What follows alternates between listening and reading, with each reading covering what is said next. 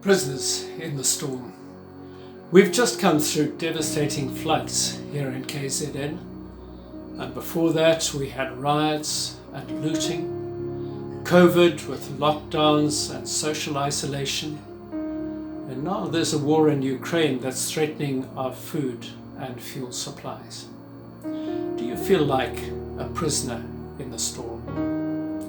I hope that together we can draw some inspiration from Acts chapter 27 and 28.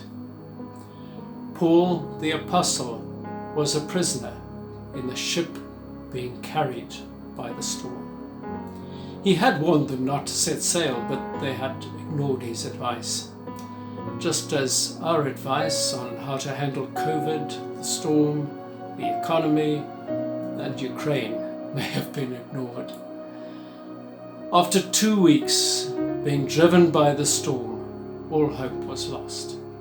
Well, many here in South Africa have lost hope and are jumping ship if they can. But Paul had not lost hope. He was the prisoner in the depths of the ship.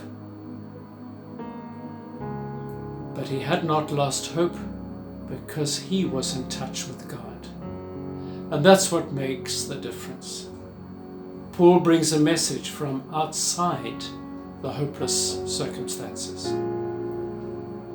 As we look through the traumas of history, the many disastrous defeats in the Bible, God has a plan.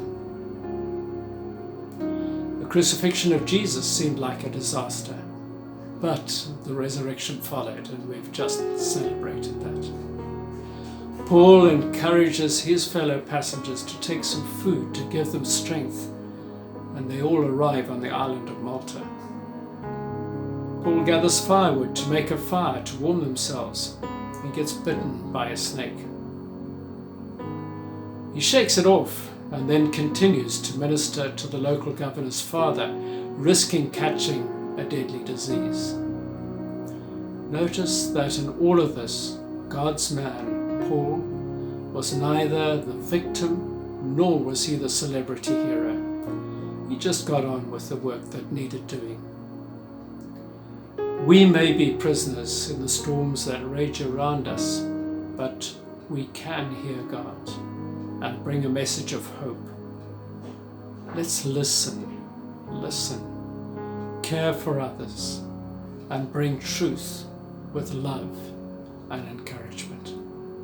Thanks.